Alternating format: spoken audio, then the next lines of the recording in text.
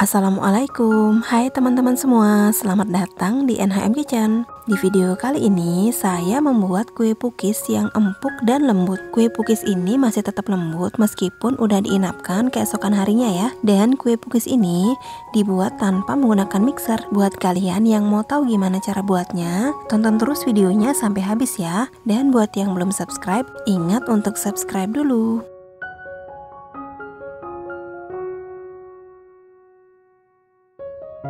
Pertama, siapkan 75 gram margarin atau setara dengan 5 sendok makan cembung. Lalu ini dilelehkan dengan cara ditim menggunakan api yang sangat kecil seperti ini. Kalau margarinnya sudah meleleh seperti ini, matikan api, lalu kita sisihkan dulu margarinnya dan biarkan sampai suhu ruang. Selanjutnya kita masak dulu ya santannya. Siapkan 200 ml santan. Ini saya pakai santan instan 2 bungkus dan ditambah air sampai sebanyak 200 ml. Lalu kita masak sampai santannya mendidih seperti ini. Kalau santannya udah mendidih seperti ini, matikan apinya dan biarkan lagi sampai santannya ini suhu ruang. Selanjutnya kita buat bahan biangnya terlebih dahulu. Siapkan 1 buah wadah, masukkan 1 sendok makan tepung terigu, 1 sendok teh ragi instan, 1 sendok teh gula pasir, 4 sendok makan penuh air hangat. Ini airnya hangat ya, bukan air panas. Kemudian ini diaduk sampai rata.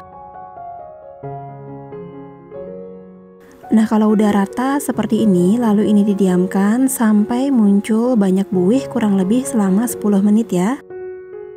Sekarang kita akan mulai untuk membuat adonannya. Siapkan 1 buah wadah, kemudian masukkan 2 butir telur, 135 gram gula pasir atau setara dengan 9 sendok makan cembung, 1/4 sendok teh garam.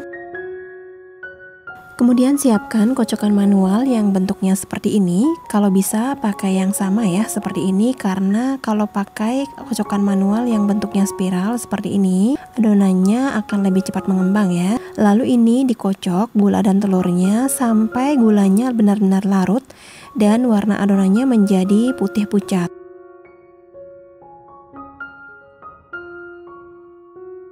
Nah, kira-kira sampai adonannya menjadi seperti ini ya. Ini kurang lebih saya kocok selama 20-25 menit. Selanjutnya tuang santan yang sudah didinginkan ke dalam adonan. Ini santannya dituang secara bertahap dan sedikit demi sedikit ya, sambil diaduk sampai rata.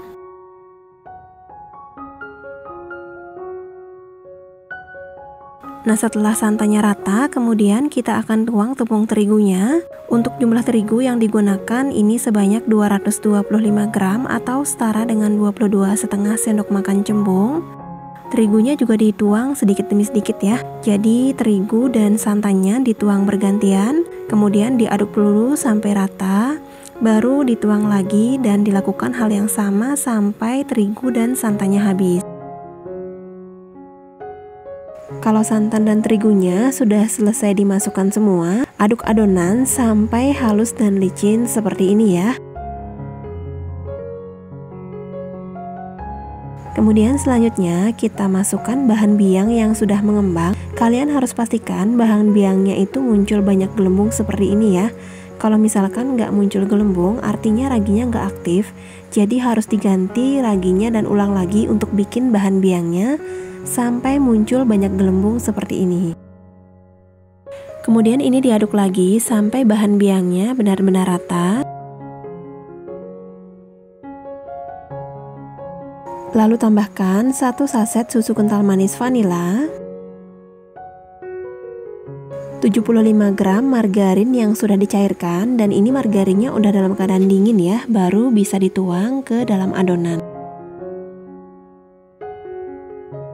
Lalu aduk kembali adonannya sampai semua bahan benar-benar tercampur dengan rata ya.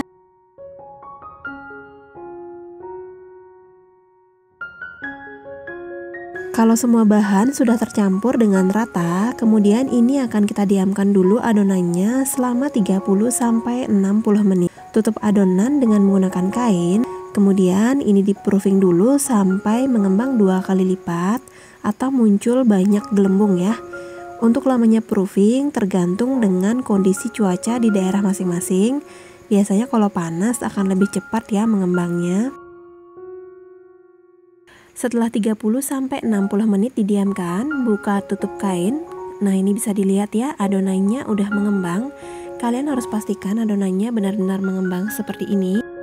Ini mengembang 2-3 kali lipat ya, dan muncul banyak buih seperti di video. Ini artinya adonannya ini sudah berhasil ya. Kemudian selanjutnya kita aduk lagi dengan spatula atau bisa pakai sendok. Ini diaduk sampai gelembung-gelembungnya ini menghilang ya.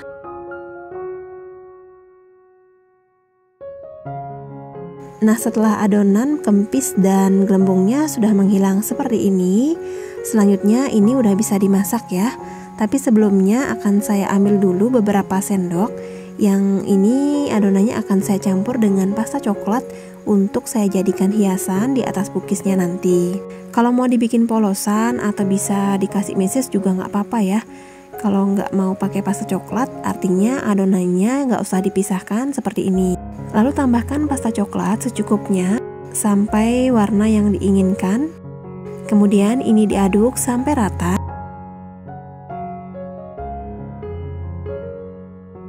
Nah, kalau udah rata seperti ini, berarti ini udah siap untuk dimasak ya. Sekarang kita akan melakukan proses untuk memasak cookiesnya. Siapkan seng bekas atau loyang bekas seperti ini, kemudian letakkan di atas kompor.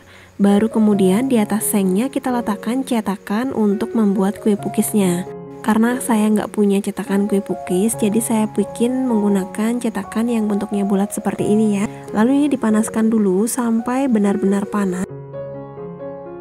Nah, kalau udah panas seperti ini, kemudian olesi dengan margarin secara merata ke seluruh bagian atau ke seluruh loyang.